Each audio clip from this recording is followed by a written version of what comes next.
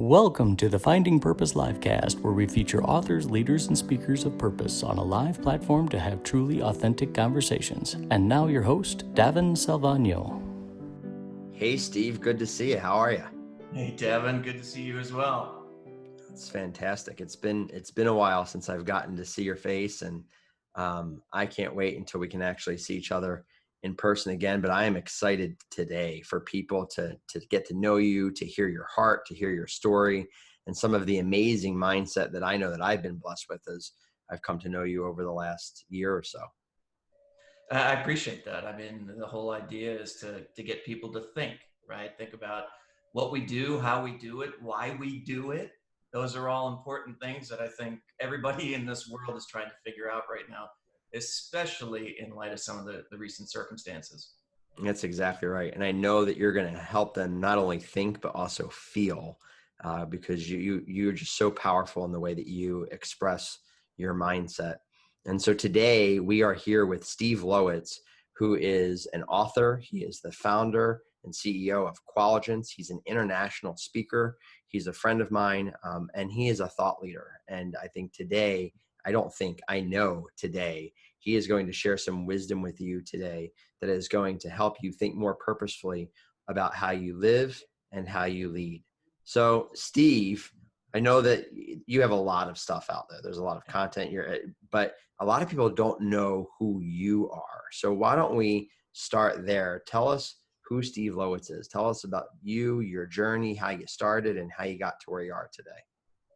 Well, I'll give you kind of the Cliff Notes version of it, but I think it's important that, I'm a first generation here. My parents were born over in Europe, so they're immigrants. It's the typical story of, my dad had $27 in his pocket when he got here before I was born, and ended up working as a blue collar guy his entire life.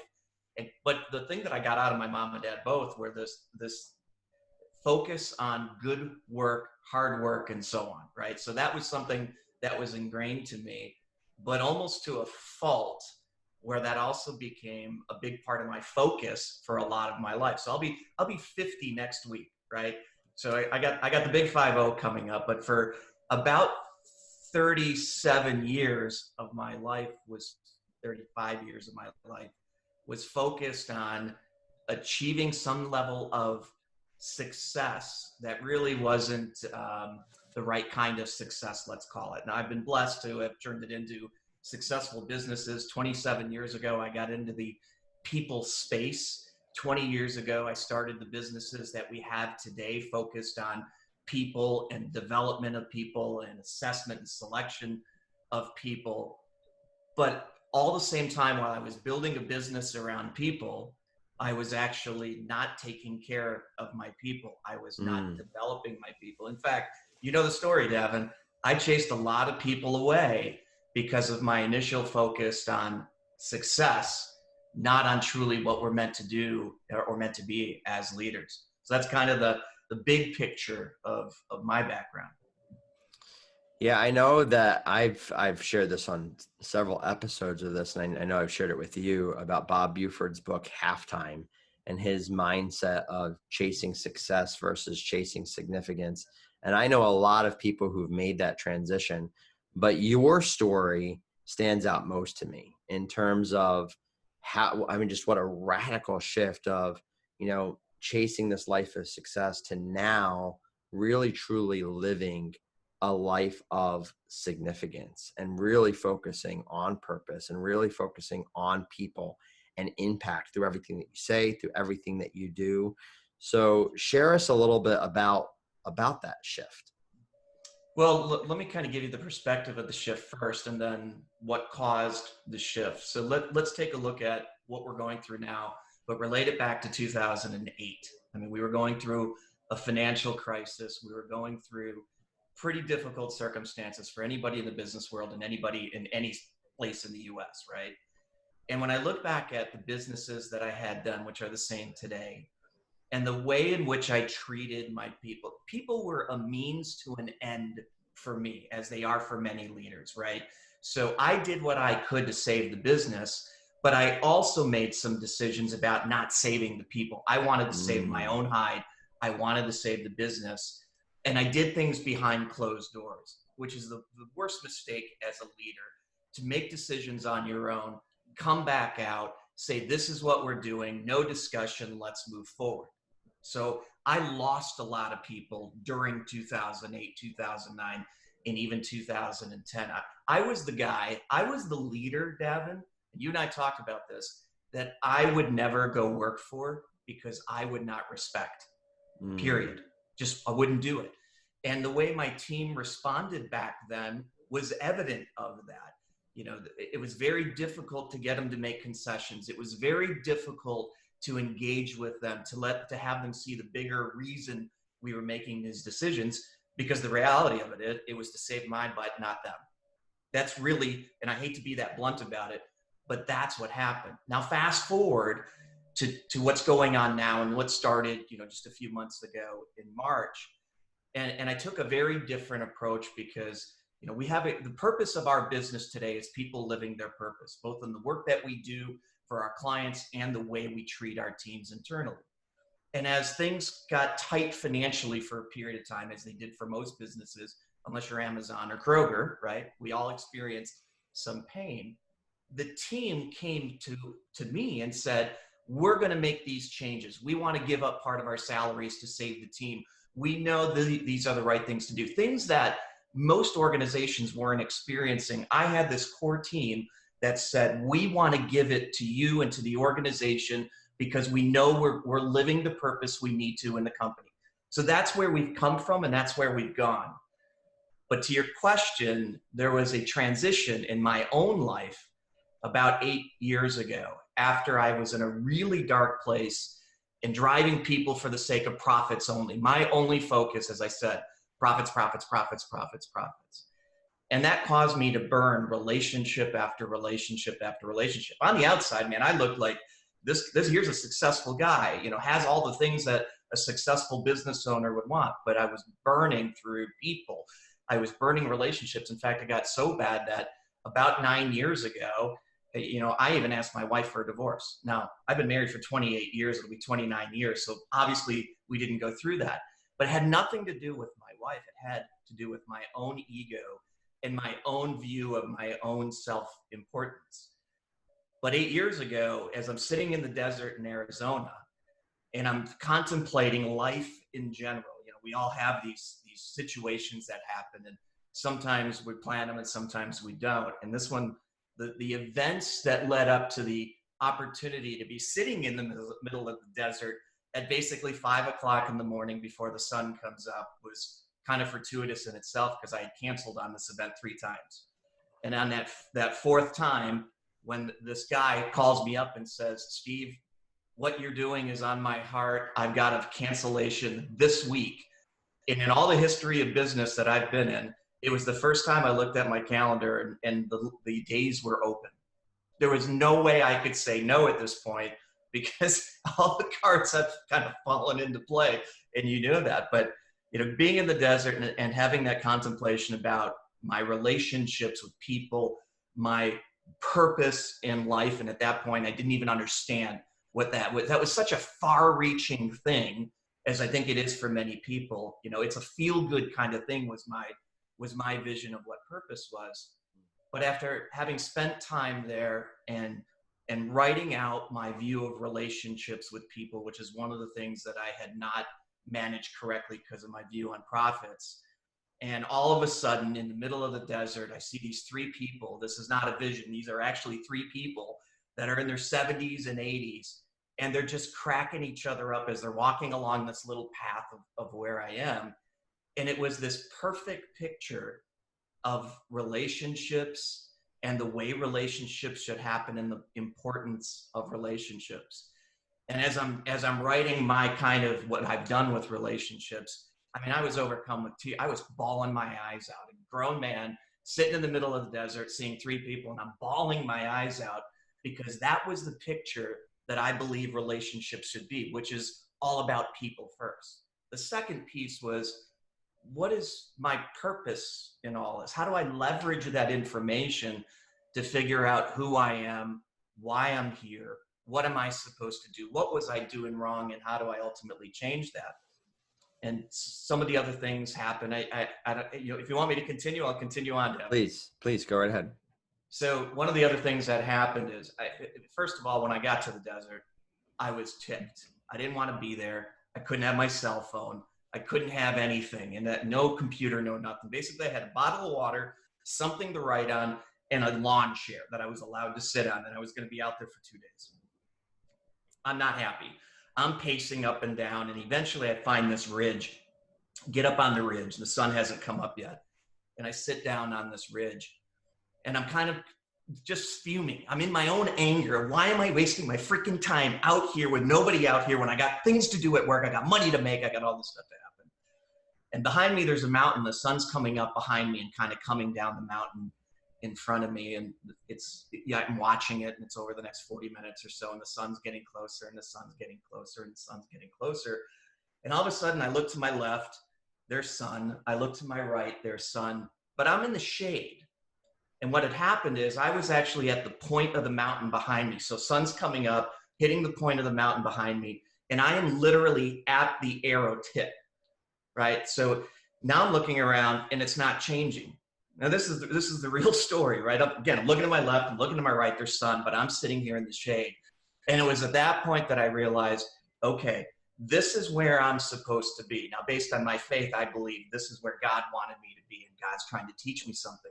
It was then that I saw the picture of the relationship in these 3 old folks. And I came back from that event stirred. I was somber almost. I came back on a Friday afternoon.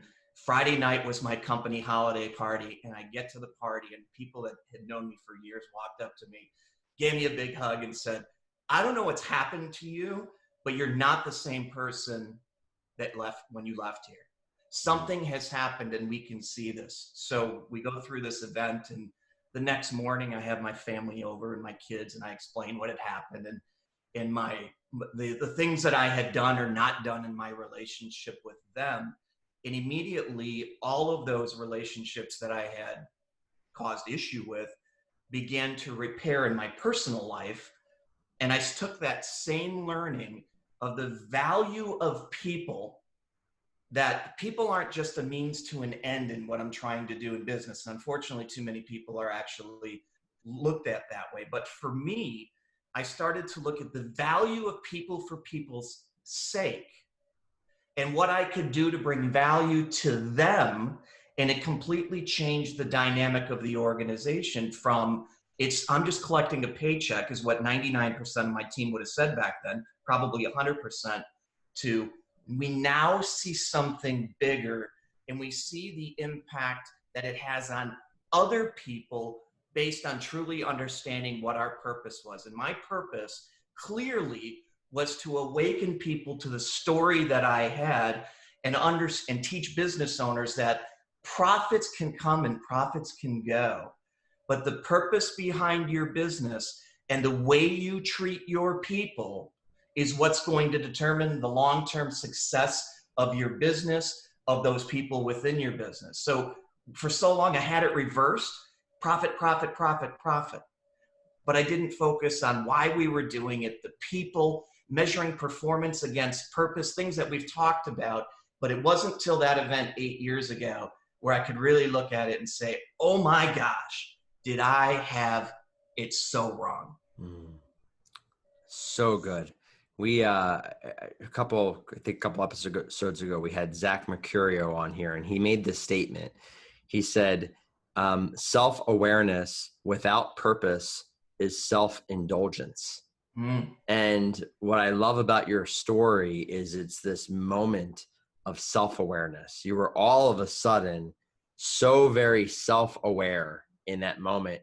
But what you did with that was you asked, okay, what am I supposed to do with this now? What is the purpose of this sudden revelation, and who am I supposed to use this for?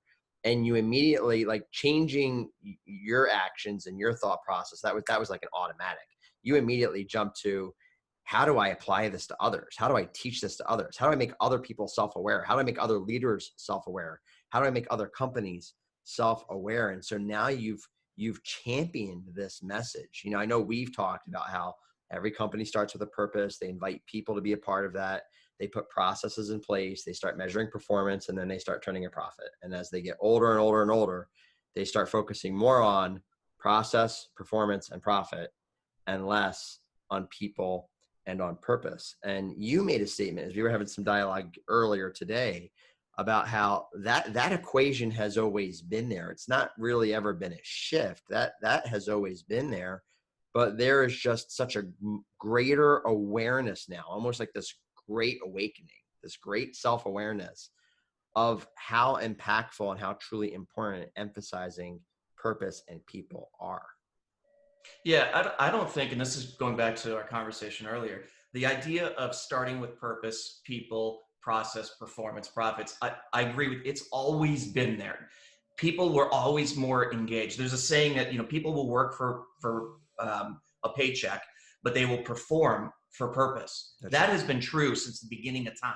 Yep. You go back to, the Wright brothers and what they did with flying. They didn't have two pennies to rub together for the most part, but they had a purpose of flight, and they got their teams to come in around them. They didn't have the dollars. They didn't have anything else. Purpose has been there forever. The problem is that we get so caught up in the end result of what often happens, which is what I did, which is what we were referring to earlier. But it's not that has shifted. What I think is that, and what I've experienced is that the more we learn about that, it's becoming a bigger thing. So it's always been there, but as we learn how leadership should work, how leadership should focus on something beyond profits. Now we're a for-profit business. We're all for-profit businesses. We have to make money, but it's how we go about making the decisions to make that money.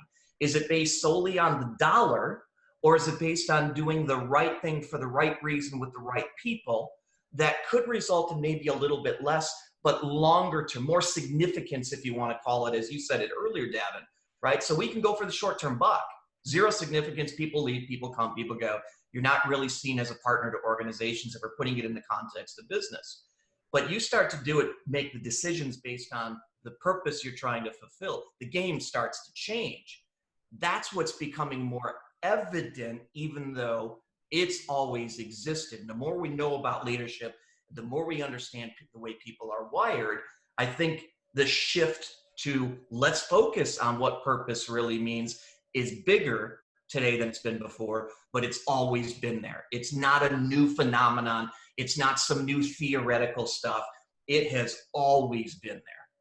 That's exactly right. In fact, as we were discussing that, I made probably what was even a short-sighted comment where I said, as we talk with organizations and different leaders and they're out there, it's like I felt that almost the competency level of leadership in general and how that's approached, I had felt that had gone down over the last 10 years. And as you alluded to, actually, it's not that it's gone down. It's just that the focus of where the emphasis of leadership should be placed on has changed, and people haven't caught up. And I think that's talk about that, because I think that's such a great revelation. I think that's an important thing to understand, right? So think about how we used to do leadership and management training. It was all kind of process driven. So a lot of people are still on that mindset. So I don't think they're regressing. But what I think is we now have a better understanding of what it takes to truly lead people. So our knowledge base is getting higher. But those people, those leaders that have been trained a certain way, it's not that they're going backwards. It's just that they haven't actually caught up, which to me is a significant opportunity to teach them practically what does it mean to actually apply this idea of purpose, to engage our people, to bring more value to our people, which in turn brings more value to the team, brings more value to the company. I mean, it's easy to do that, but the perspective has changed. So I don't think it's a regression, maybe in some instances, but I doubt it. I think it's always going to be in some instances, but I really think our understanding is increasing at a certain rate, but our education is only increasing at a slow rate. So the gap is getting bigger, but for all intents and purposes, I think they're both improving. Yeah. I think that's such a great and very important observation and insight. And then going to the law of supply and demand, if you will, what magnifies that is, there's this term that I know I've shared with you called the talent currency shift. And I know you're in the talent industry. I mean, Qualigence is in that space. And when you look at generations across all generations, you have, baby boomers, and then Generation X, our generation, then you have millennials, and then you have Generation Z and whatever's coming next. And baby boomers and Generation X, our generation, were mainly driven by the buck. We went to work. He asked us to do a job. It was very simple. We asked you one question: how much does it pay? Right? Mm-hmm. How we were looking for the paycheck and the perks. And then 2008 happened, and what happened is you saw the millennials who were old enough, they were still young, but they were old enough to realize what was going on. We were the generation that we weren't home at the dinner table at 5:30. We were chasing the buck, right? We weren't at the dance recitals. We weren't at the soccer games. We were all of the promises. It's going to be another late night. We were working overtime. We were doing everything that we could to chase success, to build up our nest egg. And we watched much of it evaporate overnight in 2008, 2009. And the next generation were old enough to see that and say the end result didn't pay off. And so they're not as driven by money's still important, but they're not as driven by paycheck and perk. Now they want to know that their work has meaning. They want to know that their work has purpose. They want to know that they make an impact. And so now there's this demand in the workforce for leaders to have an emphasis on purpose. And so, as you said, right, the emphasis on that has gone up. The educational mindset of leadership hasn't caught up, but also the demand for it has gone up. So it's just that much more magnified. Yeah, and I think that's another perfect example of this, where this gap is getting bigger, because even, my mom and dad, who worked blue collar line jobs for their entire careers, right? It was that, okay, we got our paycheck, let's go. They didn't even know. I mean, they were driven by purpose, but they were driven by a purpose to take care of their family financially and so on and so forth, which is a great purpose to have. But they didn't know you could have actually purpose in your work. So they kind of created it for themselves. I think our current generation is much more vocal about it, as they should be. I think that's a wonderful thing. That's where I think the gap is increasing, but it's not that even this idea of purpose wasn't important back then. Just a lot of people, I don't think, realized how important it was to them back then. And because of what happened in 2008, again, what's happening right now, people are realizing, okay, there's more to life than just this. I got to figure out how can I apply my purpose in the workforce. And that might mean making changes. It might mean changing jobs. It might mean changing companies. It might mean changing careers completely. And change is not easy, right? So some are kind of living in this, I know I need to change. I'm not willing to make that change. I'm not willing to take that risk yet. So there's an educational piece there too on how do you flush this out practically. Because talking about purpose sounds awesome. Oh yeah, we're doing it for the right reasons. But I think we've got to define what purpose really means. Because when I say purpose, it is not corporate social responsibility. That's not what I'm talking. Right. It's how do I provide value to the organization? If we're talking about careers, that's kind of what I'm looking at right now.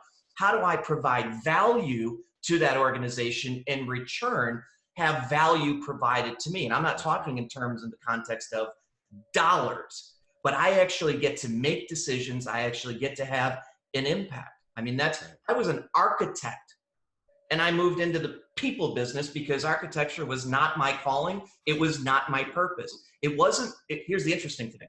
I thought it was about building blocks of business from a brick and mortar perspective. What I realized, my purpose was the building blocks of business from a people perspective. That's completely changed in my career, completely. But it's a practical shift. I'm not talking about just the touchy-feely stuff. Now, in my case, I believe that, God put me in a very specific position to do a very specific thing. And what happened to me and the pain that I caused is not something to wallow in for me. It's something to learn from and say, what can I do to teach others not to make the same mistakes that I made? And all these entrepreneurs that are wired like me, type A's, charge, go out there, get it.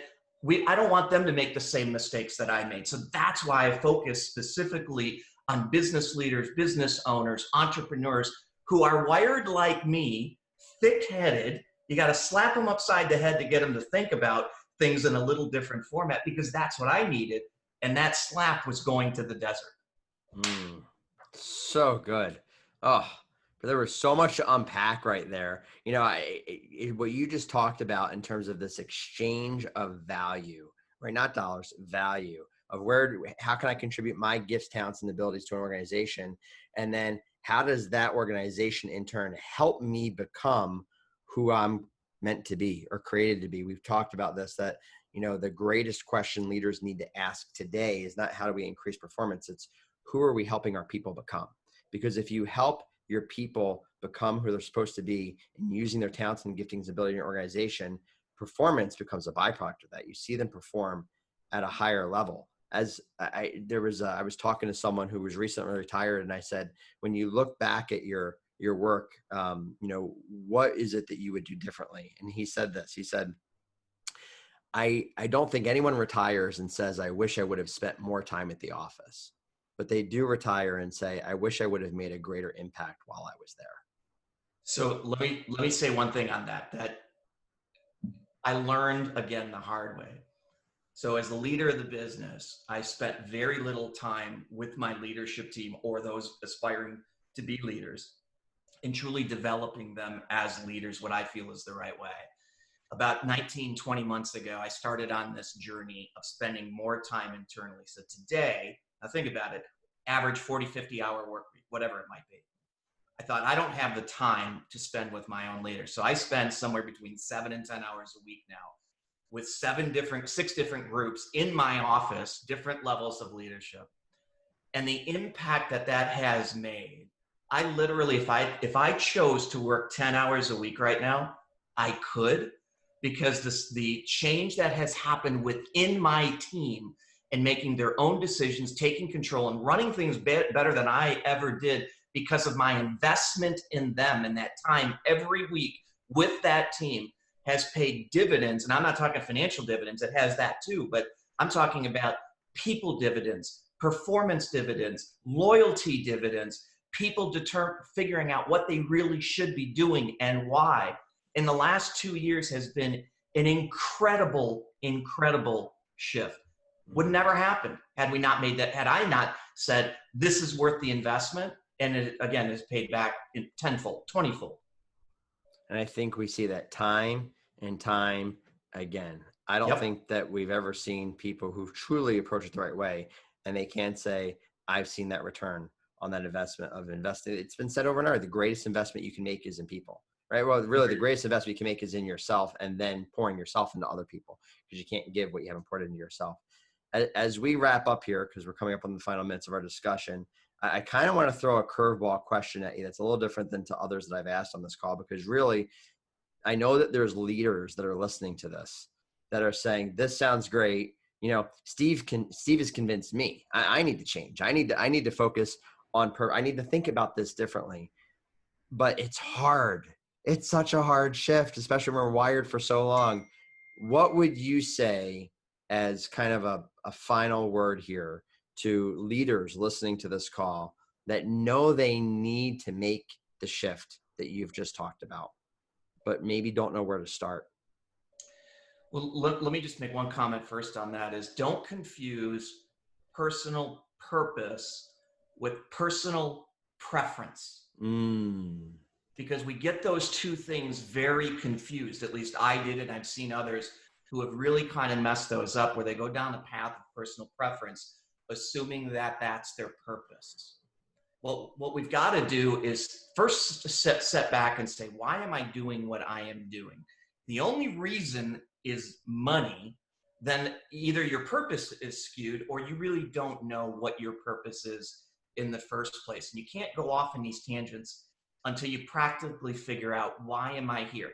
I am here to build other leaders. That's my God-given purpose to me. That's where I'm focused, and that's both internally and the things that we do for our clients. So we live it before we teach it. We live it before we execute it outside. And you've got to be able to do the same thing. But you've got to ask the question, why did I get in? If you're in business, if you're leading a business, why did I get into this in the first place? And usually the answer to that why will tell you and point you in the direction of your original purpose. I got into the business to help people. I stayed in the business to make money. I came back to the business to help people develop as leaders. So that's the journey. But I first had to figure out, why did I get into this business in the first place outside of money? Do that first. So good. Such great words of wisdom. I got into the business to help people. I stayed into the business to make money. I came back to the business to help people. So powerful. Steve, thank you for taking time out of your busy schedule. I know you have a lot going on, especially as you're navigating back from the times that we've been in. But you shared a wealth of wisdom and insight today. And I'm excited to have stories of people how they've implemented that into their organizations and see the change and the impact that your words will have for those who are listening today. I hope it got somebody to think. That's the whole goal. I'm certain it did. Today, we were with Steve Lowisz, who, again, author, thought leader, founder and CEO of Qualigence, and he shared some incredibly impactful insights around what it means to not only find purpose at work, but to lead with purpose in your life, in your organization. And you can check out Steve on LinkedIn at stevelowisz.com. He's on Facebook. He's all over the place. And he's got a great book. I love the title, Recruiting Sucks, but It Doesn't Have to. No one likes to recruit, but it's a great, great book. And perhaps we'll have you on another time to actually dive deeper into that work, if that's good with you. Happy to chat. Awesome. Well, thank you again, Steve, for your time today. Thank you for listening in today to the Finding Purpose Livecast. Until next time, and always live purposefully.